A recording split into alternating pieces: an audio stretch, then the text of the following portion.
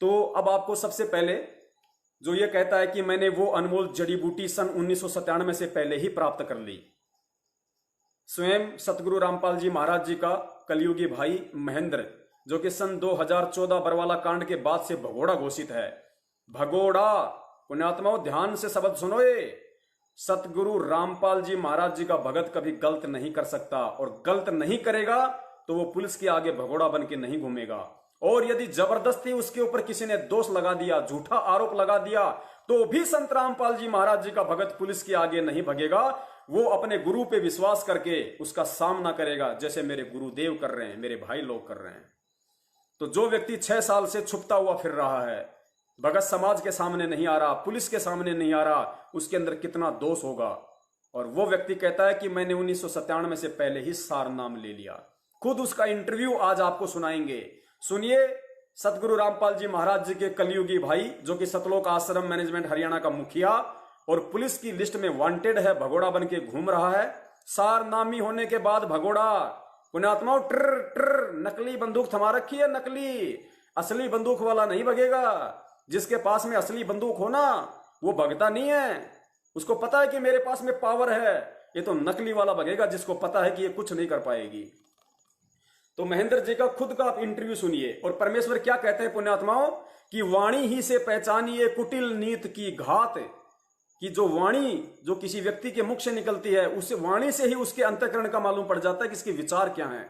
तो कहते हैं वाणी ही से पहचानिए कुटिल नीत की घात, अंदर की करनी की निकले मुख से बात। इस इंटरव्यू में महेंद्र जी के मुख से उसके अंदर जो कुटिलता है, उसके अंदर इस भक्ति को समझने की जो सामर्थ्यता है, वो सारी सब कुछ निकल के सामने आ जाएंगी। और परमेश्वर कहते हैं कि साधु शब्दां परखिए दुख पड़े घरनार, सूरवीर जद जानिए जब रण बाजे तलवार। भगत संत की पहचान उसके शब्दों से होती है। तो ये महेंद्र जी का 5 मिनट का इंटरव्यू है। इस 5 मिनट के इंटरव्यू में, और फिर कबीर सागर के सरलार्थ में परमेश्वर ने जो अपने हाथ से लिख रखा है, उन दोनों सबूतों से यह जग जाहिर हो जाएगा कि परमेश्वर ने महेंद्र जी को असली सार नाम नहीं दिया है। इस इंटरव्यू में आप जिस सुनेंगे पुण्यात्माओं, आपको सोचने पे मजबूर होना पड़ जाएगा कि हमारा परमेश्वर क्या बच्चा है जो इतनी बड़ी गलती करेगा? क्या परमात्मा पता नहीं, परमात्मा अंतर्यामी नहीं?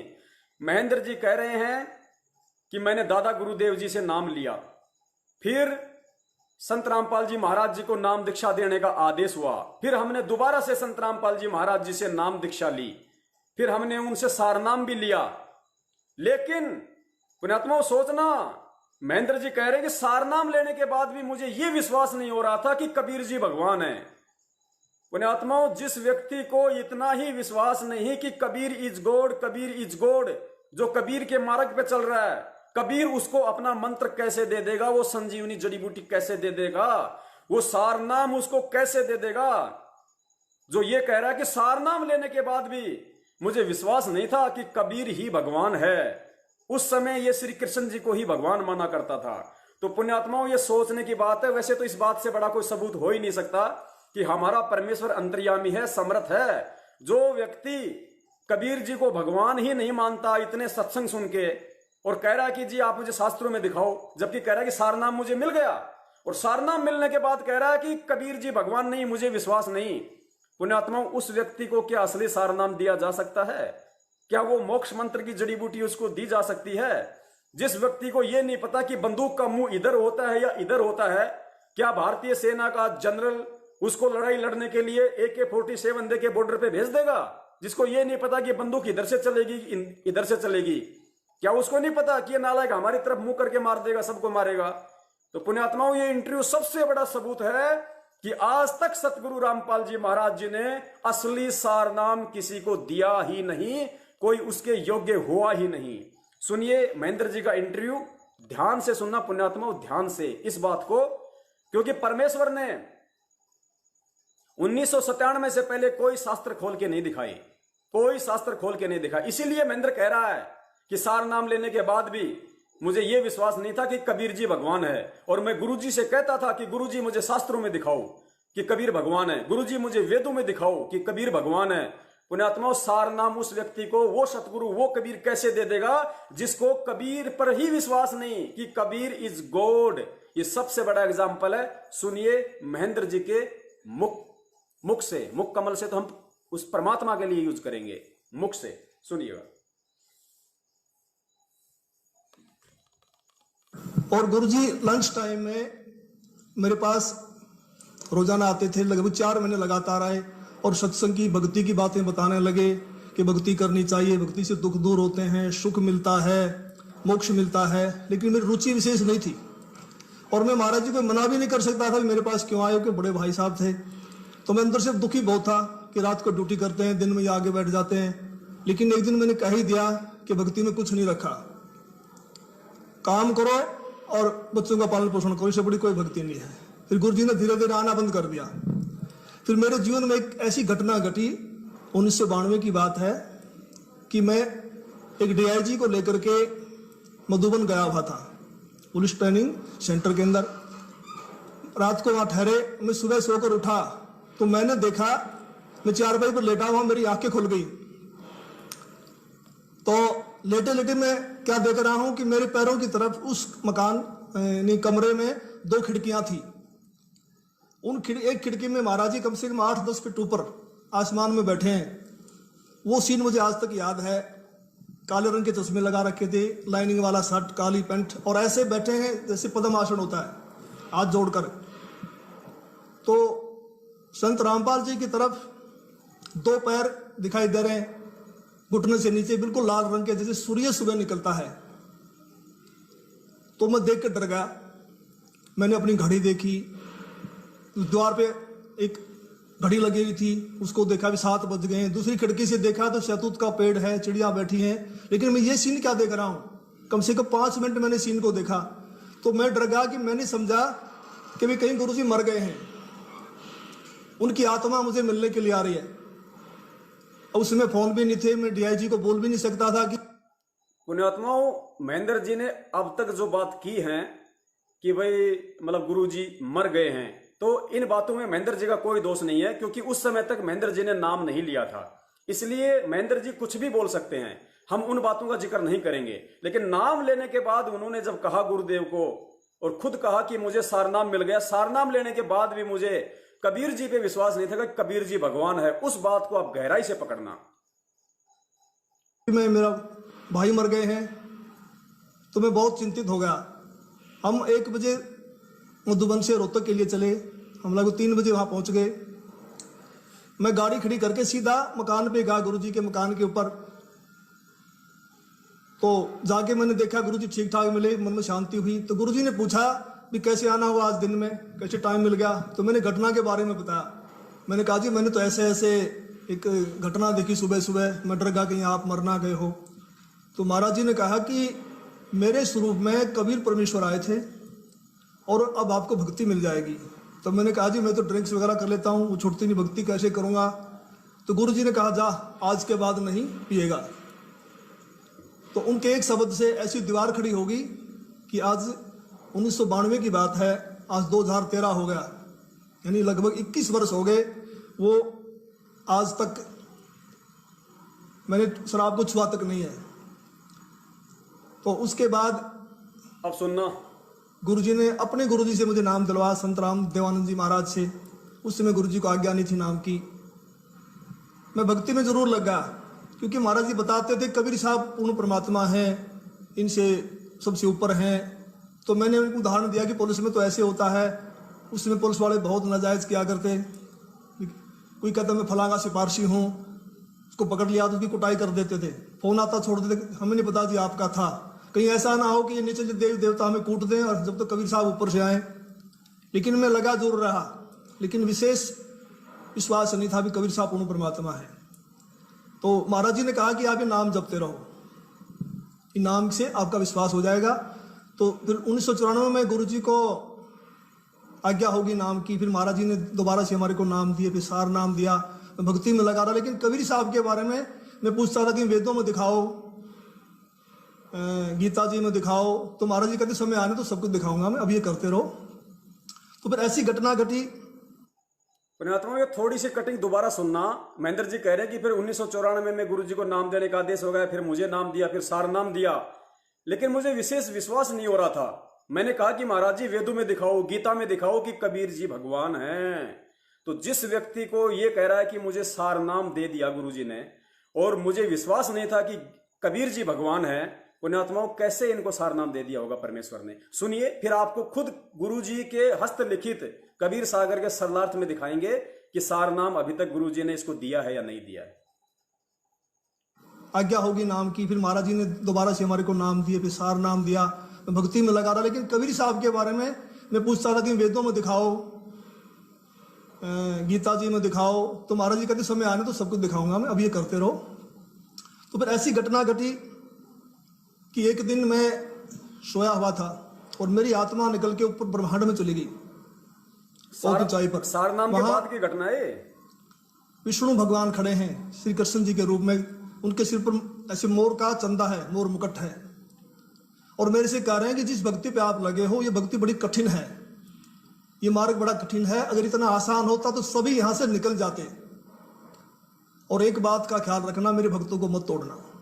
जैसे मेरी आत्मा, मेरा सूक्ष्म शरीर मेरे शरीर में आया तो मेरी आंख खोली तो मेरा सारा शरीर पसीने से भीगा हुआ था और मैं बिल्कुल सर्दी का महीना था, मैंने कपड़े चेंज किए पसीना पोंछकर, और मैं सुबह उठ करके अपनी ड्यूटी पे आया तो महाराज जी से मुलाकात हुई। मैंने महाराज जी को बताया कि ऐसे ऐसे घटना घटी रात को।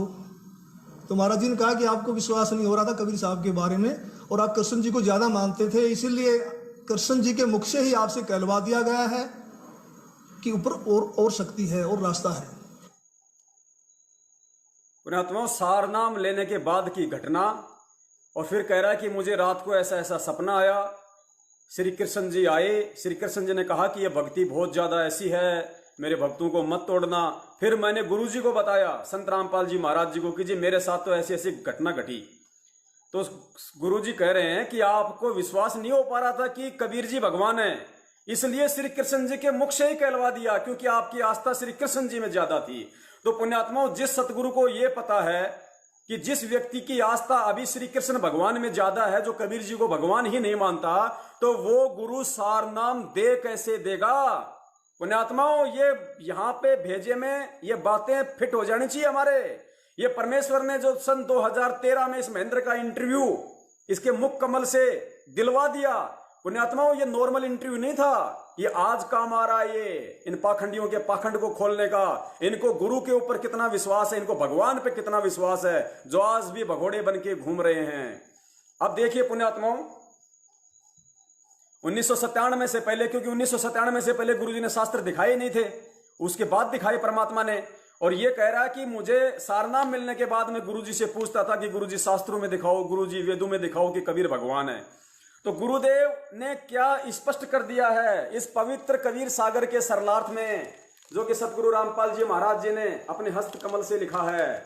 इसमें परमात्मा ने पेज नंबर 563 पे स्पष्ट लिखा हुआ है कि सन 1997 से पहले ना मेरे गुरुदेव ने किसी को सार शब्द दिया, सार नाम दिया, और ना ही मुझे देने का आदेश था।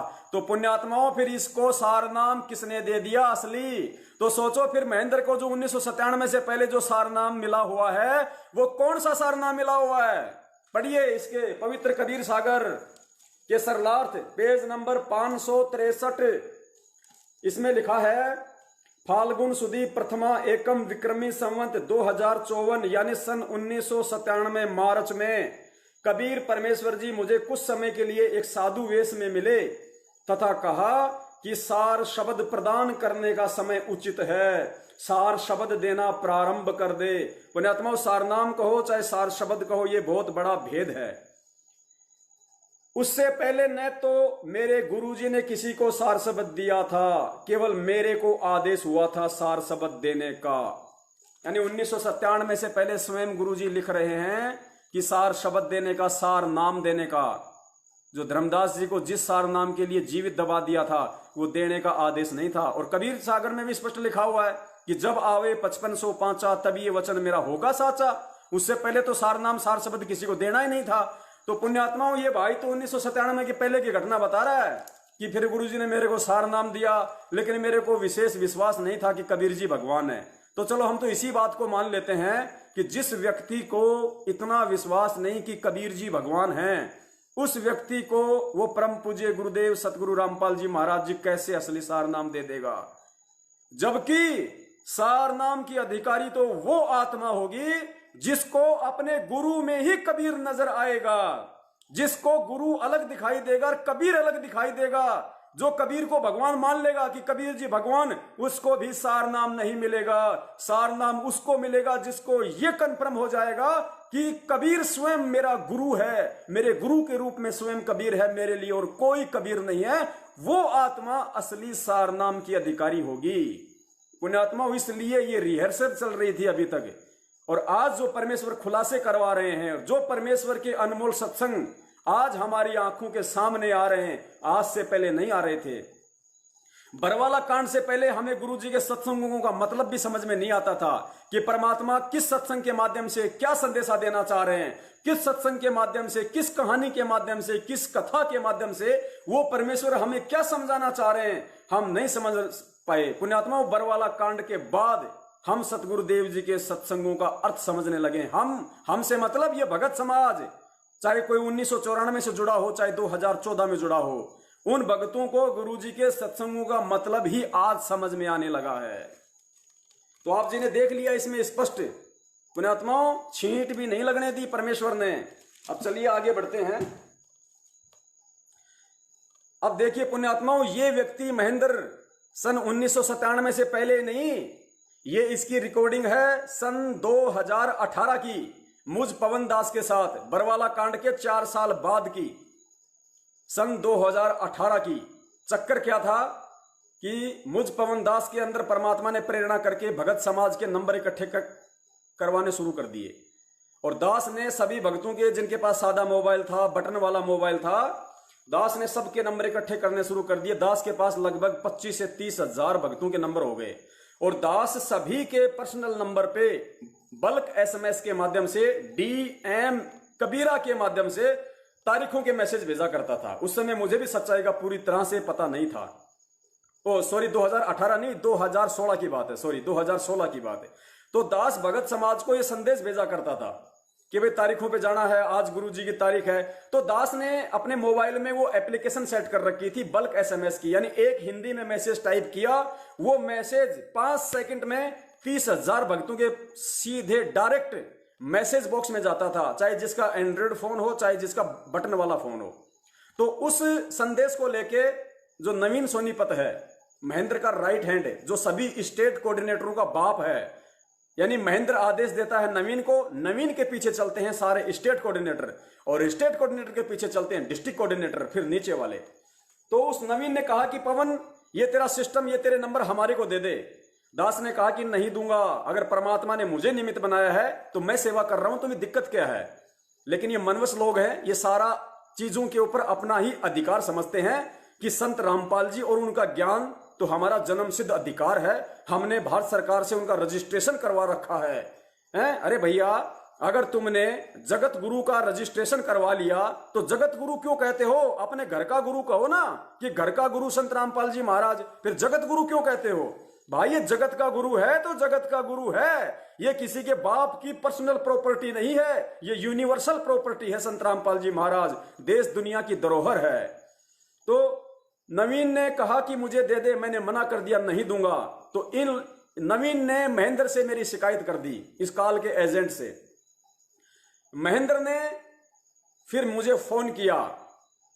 उससे पहले मैंने ये कहा था कि मुझे अगर ज्यादा फोर्स करोगे तो मैं गुरुजी के पास में जेल में प्रार्थना भिजवा दूंगा, मेरे सोर्स है कोई ऐसी जगह जहां से मैं गुरुजी से प्रार्थना लगवा दूंगा और तुम्हारी सारी हरकतें वहां बताऊंगा। तो तुरंत महेंद्र का फोन आया मेरे नंबर पे, और महेंद्र ने मुझे क्या कहा कि भाई, ये मैसेजू उशुजू का क्या चक्कर चल रहा है, ये डीएम कबीरा का। मैंने कहा भगत जी कोई चक्कर नहीं, वो तो नवीन ने पता नहीं क्यों ऐसे मैसेज डाल दिया कि पवन गुरुद्रोही है, पवन गुरुद्रोही है।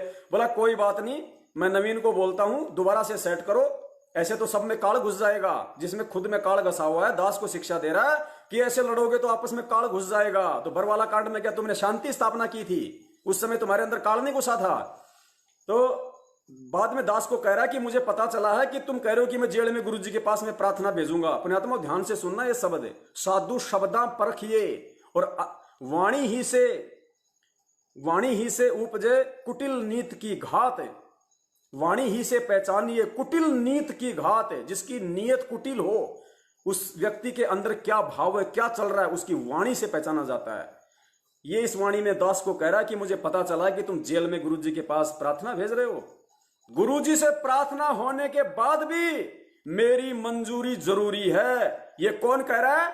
महेंद्र दास, महेंद्र भगोड़ा। सारी सृष्टि के रचनहार, जाके अर्ध रूम पर सकल पसारा, ऐसा पूर्ण ब्रह्म हमारा। जिस सतगुरु रामपाल जी महाराज जी के आधे बाल के ऊपर पूरी सृष्टि नहीं है, उस समर्थ के विषय में कह रहा है कि उनसे प्रार्थना लगाने के बाद भी, और वो जो जवाब देंगे उस जवाब का क्या करना है, मानना है नहीं मानना है, उसके लिए मेरी मंजूरी चाहिए इस दो कोड़ी के जीव की। पुण्यात्माओं, ये शब्द जो व्यक्ति अपने गुरु के लिए यूज कर दे, सोचो वो तो उसको अपना भाई भी नहीं मानता, क्योंकि भारतीय संस्कृति में बड़े भाई को पिता तुल्य समझा जाता है।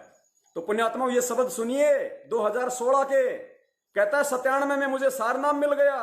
सारनाम प्राप्त प्राणी के ये शब्द, कुएं में कूद के मर जाना चाहिए नालायक को, जो अपने सतगुरु के विषय में ये शब्द कह रहा है कि उनसे प्रार्थना होने के बाद भी मेरी मंजूरी जरूरी है। गुरु जी का आदेश है, नाम तुम्हारा ले करूं आवाजा। गुरु का ही नाम लेके गुरु पे ही थोपना। सुनिए रिकॉर्डिंग।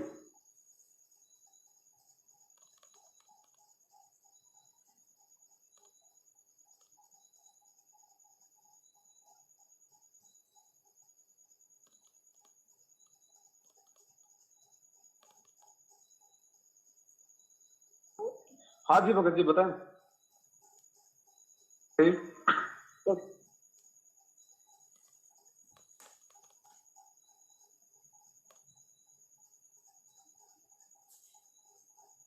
सुनिए। तो कौन सी बोल रहे हैं क्या? हाँ जी अमर मोहल्ला बोल रहा था। मोहल्ला जी बोल भगत जी। रहा है। हेलो। हाँ जी भगत जी बताएं। हाँ, कैसे हो? ठीक हो? दया भगत जी, परमात्मा जी। वो क्या चक्कर पर ध्यान मैसेज होगा? भगत जी मैसेज क्या चक्कर पर ध्यान रहा था सब लोगों का आपस में?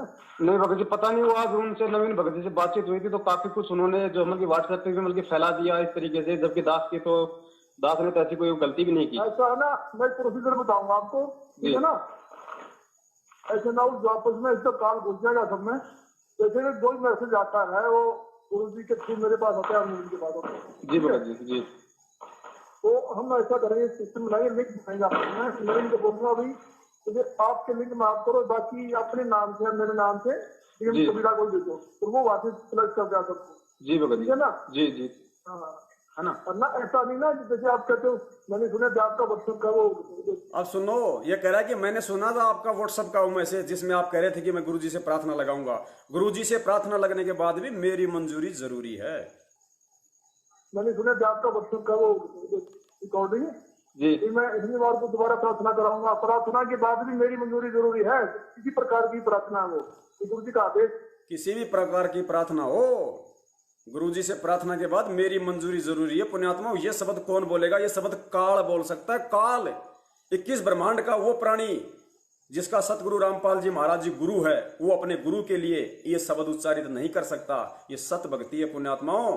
इसी पाखंड की पोल तो परमात्मा ने आज खुलवानी थी और ये साबित करना था कि परमेश्वर ने अभी तक असली सारनाम किसी को नहीं दिया। फिर ये रोहतक में उस 15 रुपए की डीवीडी में आलू टमाटर की तरह वहां 15-15 हजार रुपए देके जो नकली सारनाम ले आए और अपने आप को हिटलर समझ रहे हैं। तो पुण्यात्माओं, कितने बड़े कर्म फोड़ लिए तुम लोगों ने। मैं इतनी बार को दोबारा प्रार्थना कराऊंगा। प्रार्थना के बाद भी मेरी मंजूरी जरूरी है, किसी प्रकार की प्रार्थना हो, गुरु जी का आदेश है, मेरे से सगुण प्रार्थना होगी। भगत तो फाइनल भगत जी, दास ने कहाँ प्रार्थना कराएगा और किससे कराएगा? वो तो जब भगत जी इतनी बातें बोल रहे थे तो जो हमारे दास ने उनको बोली है बात। तो मैं क्या कह रहा हूँ, मैं आपको कह रहा हूँ, मैं उनको बोलूंगा अपने नवीन को भी पुण्यात्माओं, साधु शब्दां परखिए, इससे बड़ा कोई सबूत नहीं हो सकता है, क्योंकि आपकी आंखों के सामने आपके कानों से सुनाई दे रहा है। और ये जो ऑडियो है ये मैंने मेरे यूट्यूब चैनल शंका समाधान पे डाल रखी है, स्पेशल ऑडियो आप जी वहां भी सुन सकते हैं।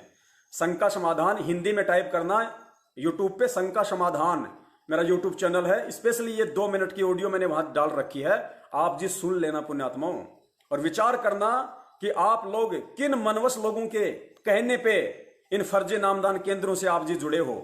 और किन मनवस लोगों के कहने पे आप ये ज्योति पाठ का दान इन कुपात्रों को देकर, जो व्यक्ति ये कह दे कि गुरुजी से प्रार्थना होने के बाद भी, संत रामपाल जी से प्रार्थना होने के बाद भी मेरी मंजूरी जरूरी है, वो संत रामपाल जी को अपना गुरु नहीं बल्कि खुद को संत रामपाल जी का गुरु साबित कर रहा है कि संत रामपाल जी मेरे से बड़ा नहीं है, मैं उससे बड़ा हूं, कि उनसे प्रार्थना होने के बाद मेरी मंजूरी जरूरी है।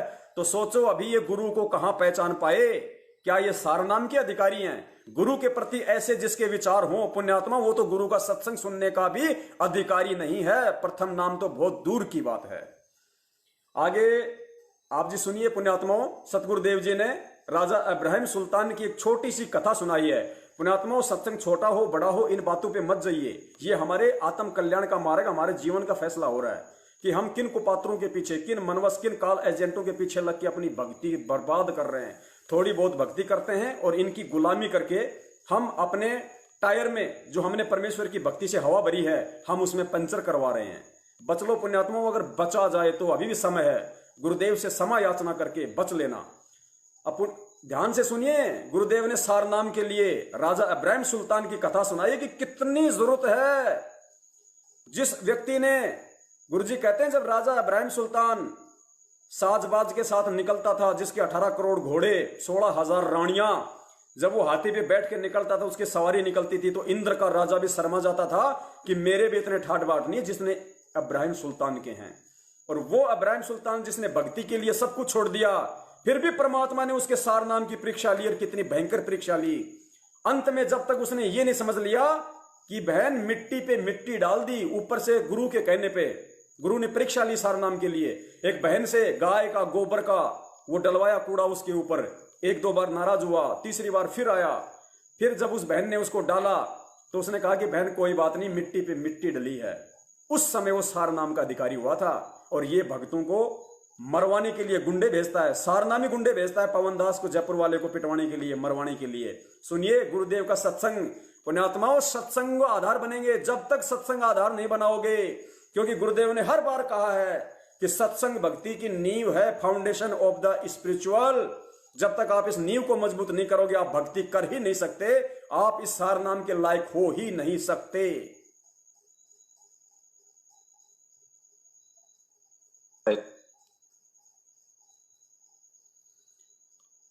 सारनाम इब्राहिम सुल्तान अधम बलक बुखारे का बादशाह था, उसने घर त्याग दिया।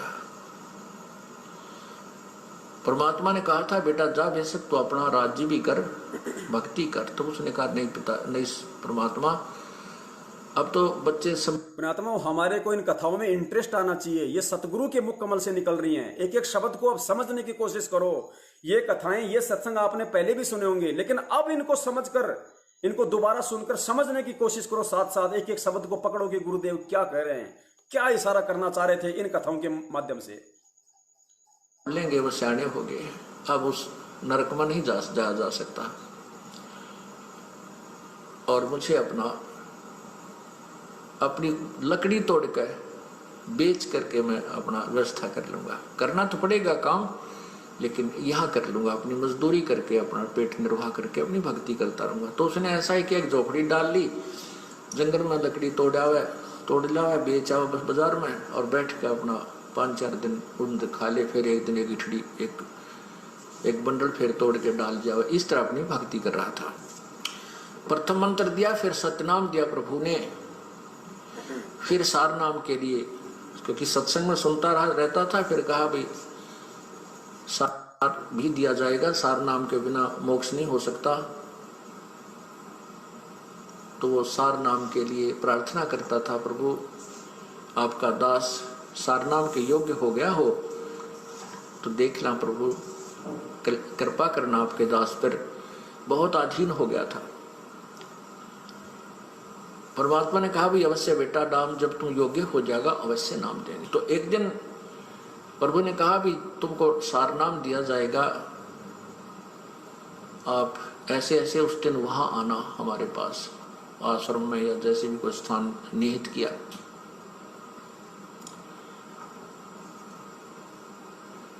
अब उधर से परमात्मा ने अपनी एक शिष्या से कहा बेटी, क्योंकि जहां परमात्मा रहते थे, क्योंकि सतगुरु ना जाने कितनी बार आए हुए हैं, वो केवल कबीर नाम से प्रकट हुए हैं।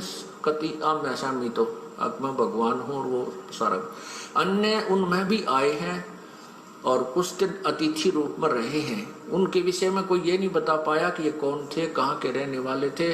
प्रश्न करा करते थे भी आप कौन हो, कहते संतों के बारे में ज्यादा नहीं खोजबीन नहीं करनी चाहिए। इस तरह वो गुप्त रूप में काफी समय तक 10, 20 वर्ष, 50 वर्ष कहीं रह जाते थे, फिर चले जाते थे, अपने अन्य रूप ना बनाकर भी आते रहे। तो वो वहाँ एक आश्रम सा बनाकर प्रभु रहा करते थे, झोपड़ी सी डाल के। तो वहाँ बुलाया उनको के, और उसमें प्रवेश करने से पहले 5-4 मकान आते थे और वो एक ही गली थी उसमें एंट्री करने की, और उसमें 5-4 जो मकान थे उनमें से एक मकान अपने भगत का था। तो उस लड़की से कहा, बेटी अब के ये भगत आएगा सार नाम लेने के लिए, उस दिन बता दिया, उस दिन आना, क्योंकि वो गुरु वचन पर चलता था, भगत गुरु वचन पर चलते थे, उसी दिन आना था। परमात्मा ने कहा, बेटी अब ये ऊपर से आए ना, यहाँ तेरे मकान के नीचे से गुजरे तो इसके ऊपर एक बाल्टी गारा के कीचड़ की, पेशाब पशु भैंसा का, पशुओं का, गाय का, बकरियां का गोबर गार मिलाकर इसको ऊपर रोज दिए, ऊपर तक उलेट देना। और इसकी फिर क्या प्रक्रिया हो, इस गारा के मिट्टी के कीचड़ के डलने के उपरांत इसकी क्या प्रक्रिया हो वो मुझे बताना, यो तुझे कैसा व्यवहार करे। तो उस लड़की ने ऐसा ही किया। इब्राहिम सुल्तान जी आ रहे थे, ये बल्ख बुखारा के बादशाह थे जिन्होंने राज रूज त्याग करके अपना एक साधारण से व्यक्ति का जीवन जी रहे थे, भक्त का। अब जैसे आपको बताया था कि विकार मरे मत जानियो जो भूबल में आगे, बहुत अधीन था, नम्रता भी बहुत थी, आता था सत्संग में जब भी जी साहब जी सर। अब ये तो परीक्षा होगी जब पता चलेगा हम कितने नम्र है, कितना क्रोध और काम और लोभ त्याग गया है, जब सामने चीज होगी जो पता चलेगा। तो वो आ रहा था, उस लड़की ने वो एक काम किया, ऊपर तक वो पूरी बाल्टी ठोक दी उसके ऊपर, और तब उसने नुक्कती ला ला करके देखा ऐसे, तो बहुत गुस्से में कहने लगा कि यदि आज मैं राजा होता तुझे वो सजा देता दुनिया देखती। तेरी आंखें फूट गई हैं क्या, आते जाते नहीं दिखाई देते तुझे। अब वो लड़की थोड़ी सी देर के बाद नहा धो कर अपने वहां भी पहुंच गई आश्रम में। तब पूछा, बेटी वो किया आपने फार्मूला प्रयोग? बिल्हा जी किया। तो क्या प्रतिक्रिया हुई भक्त की? उसको नहीं पता था कि ये कभी राजा भी था, लड़की को नहीं मालूम था कि ये राजा था, क्योंकि वो नहीं बताता था। तब उसने पूछा, लड़की ने अपने परमात्मा से, गुरुदेव से, क्या ये राजा था? तो उसने, गुरुदेव ने यानी परमात्मा ने, कबीर जी ने कहा, क्यों बेटी क्या बात है कि जब मैंने इसके ऊपर बाल्टी डाली ना, पानी का कीचड़ डाला, तो मेरे से खुद क्रोध में कहने लगा, यदि आज मैं राजा होता, अगर आज मैं राजगद्दी पर होता, राज्य ना छोड़ा होता, तो तुझे वो सजा देता, यहाँ संसार देखता। बेटा बेटी बस यही देखना चाहूँ था मैं, इसकी नब्ज देखना चाहता था, ये तीसरे नाम के योग्य हुआ है कि नहीं। ठीक है बेटी, राजा था ये, और बहुत बड़ा राजा था, इसने बहुत ही कुर्बानी की है। तब वो सत्संग के उपरांत जब भी गुरुजी विराजमान हुए आसन पर और कहा भी आ जाओ जिसने सार नाम लेना है, वो उठकर गया, प्रार्थना की कि आपका दास सार नाम के योग्य हो गया हो तो दया करियो प्रभु। तो परमात्मा ने कहा, नहीं बेटा अभी तू राजा है, भक्त नहीं बना है। वो कहता, नहीं गुरुदेव नहीं, मैं तो बिल्कुल आपकी कृपा से, आपके कहने से ही उसी दिन से राज को त्याग दिया है मैंने। परमात्मा बोले, नहीं, मैं जो कह रहा हूं वो सही है, तू राजा है। और फिर कहता, नहीं जी आप, नहीं जी बिल्कुल नहीं। तो कहते हैं, गुरु के सम्मुख वचन नहीं कहे, सोचस रहनी गहनी सुख लय, ये भी उसकी कमजोरी थी। ये कहना कि नहीं जी नहीं जी, जो गुरु जी कहे कहा जी जरूर, कोई उसको गहराई से सोचे कहां बोल रहे हैं संत।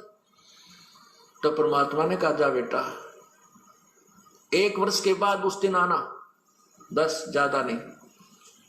तो वो चला गया। वो सोच गया भाई बात कोई गड़बड़ जरूर हुई है, गुरुजी ने मुझे ऐसा कैसे कहा। फिर अपने अंदर टटोला झांक गया, अपने अंदर झांका वो, मेरे से ऐसी कौन सी गलती हुई, मैंने ऐसा कौन सा काम कर दिया, ऐसी क्या बात हुई। खूब सोचा साची करता करता, कभी ना कभी तो दिमाग में आती है वो गलती की, सामने तो आवेगी घूम फिर के। तो उसके मन में आया हो ना हो उस दिन उस बहन ने कीचड़ डाला था, कहीं मैंने उसको कुछ कह दिया। फिर उसने सोचा गुरुजी को क्या पता, फिर वो काल घुमा दे। कहने का भाव यह है 1 वर्ष में उसको इतनी तड़फ लगी, सार नाम प्राप्ति की, और ज्यादा तड़फा रोया, ये भगवान मैं पापी आत्मा हूं, जिस परमात्मा के पाने के लिए मैंने घर भी छोड़ा, सब कुछ त्याग दिया और वही नहीं मिला मुझे नीच को, तो ये जीवन व्यर्थ हुआ। तो बहुत विनम्र हो गया, अंतःकरण के अंदर बहुत ज्यादा विनम्रता, रोने से परमात्मा की ज्यादा भक्ति की। 1 वर्ष के बाद वो फिर उस दिन निर्धारित दिन को आया। तो परमात्मा ने कहा बेटी आज फिर वही फार्मूला करना इसके ऊपर और इसकी प्रतिक्रिया बताना मुझे। दूसरी बार जब वो आया, बलख बुखारे का बादशाह उसी स्थान से गुजर रहा था, उस लड़की ने ऊपर से उसी प्रकार वह कीचड़ डाल दिया। तब वो कहता है कि, तो वो लड़की कहती है भाई साहब मैंने दिखे को नहीं, आप दिखाई नहीं दिए, माफ करना, कौन हो आप, और मेरे से गलती होगी, माफ करना। कहने लगा बहन ये कोई बात नहीं, ये तो मिट्टी के ऊपर मिट्टी ही डाली है, ये 5 तत्वों का शरीर भी मिट्टी है, ये भी कुबाड़ा है, आपने इसके ऊपर कुबाड़ डाल दिया, कोई बात नहीं, नहीं ना धो लूंगा, क्या बिगड़ गया इन कपड़ों का। इतनी विनम्रता उसके अंदर आई। तब वो परमात्मा के चरणों में पहुंचा। फिर तो उल्टा चला गया, किधर नदी नहर में जाकर नहाया धोया, कपड़े धोए, सुखा सुकू का फिर आया। आना था उस दिन, तो चरणों में बैठ गया। तब लड़की से पूछा परमात्मा ने बेटी आज क्या गतिविधि थी उस भगत की। आज उसने जी ऐसे ऐसे कहा कि कोई, मैंने तो कहा भाई साहब गलती होगी, मैंने दिखाई नहीं दी, माफ करना। वो कहने लगा नहीं कोई बात ना बहन, माटी पर माटी ये तो डाली है, इससे क्या फर्क पड़ गया, मिट्टी पर मिट्टी ही डाली है, अब धो के नहा धो के आ जाऊंगा, क्या फर्क पड़ गया। तब परमात्मा से उसने फिर अर्ज की कि प्रभु आपका दास सार नाम के योग्य हो गया हो तो क्षमा करना, दान करना दाता। तब वो कहते हैं कि हाँ बेटा आज तू नाम के योग्य हो गया, आज सार नाम तुझे दूंगा। बंदी छोड़ सतगुरु रामपाल जी महाराज जी की जय हो। पुण्यात्माओं, इस अनमोल कथा में परमेश्वर ने कितना गहरा संदेश छुपा रखा है सार नाम प्राप्ति के योग्य बनने के लिए। राजा अब्राहिम सुल्तान परमेश्वर की कितनी प्यारी आत्मा थी, जिसने भक्ति के लिए, गुरु के लिए, भगवान के लिए राज छोड़ दिया, जो इंद्र को भी लज्जा आ जाती थी कि मेरे भी इतने सुख नहीं है जितने अब्राहिम के हैं। और पुण्यात्माओं, गुरु जी ने क्या कहा कि जब सारनाम का समय आया वो प्रार्थना करता था। अब पहले तो हिसार जो जाते हैं, ये डीवीडी से नाम दीक्षा लेके आए हैं हिसार से सारनाम, इन्होंने कब प्रार्थना की? तुम्हारा बाप तो जेल में बैठा है, तो तुमने किससे प्रार्थना की कि हमें सारनाम दो? तुम्हें तो पकड़ पकड़ के आलू टमाटर तुम्हारे गले में जबरदस्ती ठूसे गए हैं। तो अब परमेश्वर ने क्या कहा इस सत्संग के माध्यम से? पुण्यात्मा, एक एक शब्द परमेश्वर का हीरा मोती है, हीरा मोती लाल। सतगुरु के मुख से एक शब्द भी अनायास नहीं निकलता, एक शब्द भी। परमेश्वर ने कहा कि इतनी आधीनी के बाद भी राजा ने राज त्याग दिया, रानियां त्याग दी, हाथी घोड़े त्याग दिए भगवान के लिए, सार नाम के लिए प्रार्थना करता रहा बार बार। और जब गुरुजी ने कहा कि बेटा 1 साल के बाद आना तुझे सार नाम दूंगा, तो काल ने कितना बड़ा चाल चली उसके साथ। उस बहन ने गुरु के कहने पर गुरु ने परीक्षा ली। पुण्यात्माओं देखो कैसे अंतर्यामी परमात्मा ने उसकी परीक्षा ली, क्योंकि वो स्वयं कबीर परमात्मा ही थे। कहा ना गुरुजी ने कि कति आमे सामने, तो परमात्मा खाली काशी में प्रकट हुए थे वेदों की महिमा को सही साबित करने के लिए, बाकी तो किसी भी रूप में कहीं भी प्रकट हो जाते हैं। तो कबीर परमेश्वर जी ही थे उस समय इनके गुरु, एक संत रूप में। तो सार नाम लेने के लिए जा रहा है और पुण्यात्मा वहां क्या हो रहा है, जब उसके ऊपर गोबर डाला, भैंस का पेशाब डाला, तो एकदम से गुस्सा आ गया, आंखें लाल हो गई और बोला तुझे दिखता नहीं, अंधी हो गई? आज अगर मैं राजा होता तो तेरा वो हाल करता, तेरी गर्दन उड़ा देता। पुण्यात्माओं, सार नाम लेने के लिए जा रहा है और इतना अहंकार, इतना सब कुछ। तो विचार करो, जो लोग सार नाम ले चुके हैं वो लोग पवन दास को लठों से मार के आ रहे हैं। विष्णु साहू एमपी का स्टेट कोऑर्डिनेटर पवन दास को मारने के लिए तलवार ला रहा, लातों से मार रहा, वीडियो दिखाएंगे आपको। तो पुण्यात्माओं सोचो, जब परमेश्वर ने उसकी इतनी सी गलती के लिए, जिसने ये कहा, उसने मारा नहीं, उसने कोई गाली नहीं निकाली, सिर्फ इतना कहा लाल आंख करके, और उसने बोला भी नहीं। उसने कहा कि आज अगर मैं राजा होता, उसने मन ही मन में सोचा कि आज अगर मैं राजा होता तो तेरा वो हाल करता। इतना सा मन में दोष आया था, परमात्मा ने सार नाम नहीं दिया कि तू लायक नहीं है। और ये कहते हैं कि गुरुजी ने हमें सार नाम दे दिया। वही परमात्मा जो अब्राहिम सुल्तान का गुरु था, वही आज हमारा गुरु है, वो बच्चा नहीं है। सोचो पुण्यात्माओं, आज ये फिर कैसे कह सकते हैं कि हमें गुरुजी ने सार नाम दे दिया, जो सार नाम लेने के बाद में भक्तों के साथ में जानवरों जैसा व्यवहार करते हैं।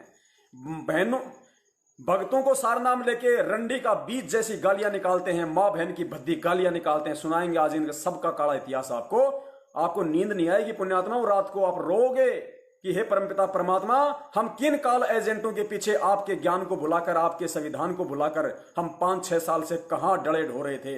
किन किन किन काल के एजेंटों के पीछे हमने अपना जीवन बर्बाद किया, किन काल एजेंटों के पीछे आपके आदेशों की आड़ में इन्होंने हमारे से राजनीति करवाई, आरक्षणबाजी करवाई, सारे कुक्रम करवाए, रक्तदान करवाया, देहदान करवाया, दान धर्म ज्योति पाठ के नाम पर लूट लिया हम लोगों को। पुण्यात्माओं, आगे देखो सतगुरुदेव जी क्या बोल रहे हैं। नित्य नियम में बीच में एक प्रकरण सुना रहे हैं और परमात्मा क्या कह रहे हैं, एक गुरु की भूमिका करते हुए, कि गुप्त मंत्र, ये सार नाम गुरु को भी परमात्मा ने आदेश दे रखा कि उसी को देना है जो इसके लायक हो, वरना गुरु दोषी हो जाएगा। गुरु है साक्षात कबीर परमेश्वर सतगुरु रामपाल जी महाराज जी, लेकिन भूमिका सतगुरु की कर रहे हैं। तो परमेश्वर कह रहे हैं, नित्य नियम के अर्थ को समझाते हुए जो हम पढ़ते हैं, कि उस परमेश्वर की तरफ से गुरु को भी यह आदेश है, अगर गलत व्यक्ति को यह सार नाम, ये गुप्त मंत्र दे दिया तो गुरु दोषी हो जाएगा। तो पुण्यात्माओं, इन गुंडों को, इन लठबाजों को, इन गाड़ीबाजों को, इन राजनीतिबाजों को, इन आरक्षणबाजियों को, क्या वो गुरु वो असली सार नाम देकर दोषी होगा? क्या गुरु बच्चा है? क्या गुरु को पता नहीं था कि ये नालायक आगे चल के कैसे कैसे कुकर्म करेंगे मेरी आड़ में? सुनिए परमेश्वर क्या कह रहे हैं। दो कर जोड़ गुरु के आगे, करबो विनती चरना लागे, अति शीतल बोले सब बहना, मिट सकल कपट के बहना। हे गुरु तुम हो दीन दयाला, मैं हूँ दीन करो प्रतिपाला। बंदी छोड़ मैं अति अनाथा, बहुत जल बूढ़त पकड़ो हाथा। अब कहते हैं गुरु जी के सामने ऐसे भी नम्र हो, बातें करे। दो कर जोड़ गुरु के आगे, करबो विनती चरना लागे, अति शीतल बोले सब बहना, मिट सकल कपट के बहना। और कैसी याचना करे, हे गुरु तुम हो दीन दयाला, मैं हूं दीन करो प्रतिपाला। बंदी छोड़ मैं अति अनाथा, भवजल बूढ़त पकड़ो हाथा। दीजो उपदेश गुप्त मंत्र सुनावो, जन्म मरण भव दुख छुड़वाओ। गुप्त मंत्र, जैसे आपको प्रथम मंत्र दिया जाता है, उसके बाद आपको सतनाम दिया जाता है, और फिर एक गुप्त मंत्र है सार नाम। उसके विषय में परमात्मा कह रहे हैं कि ऐसे आपने अधीन होना है अपने सार नाम प्राप्त प्राणी को, प्राप्त करने के लिए प्राणी को। बंदी छोड़ मैं अति अनाथा, भवजल बूढ़त पकड़ो हाथा। दिव्य उपदेश गुप्त मंत्र सुनावो, जन्म मरण भव दुख छुड़वाओ। यो आदीन हो शिष जब ही, शिष पर कृपा करे गुरु तब ही। कि गुरु के लिए संदेश दे रहे हैं जो अपना कृपा पात्र भेजते हैं प्रभु, कि जब इतना अधीन प्राणी हो ले तब गुरु उसको गुप्त मंत्र देवे जो सतगुरु है। वैसे नहीं देवे, वो व्यर्थ हो जाएगा, लाभ नहीं होगा। तो पुण्यात्माओं, गुरु जो वो भी स्वयं कबीर, वो कैसे ये गलती कर सकता है? वो कैसे असली AK-47 को बच्चों के हाथों में सौंप सकता है? सोचो।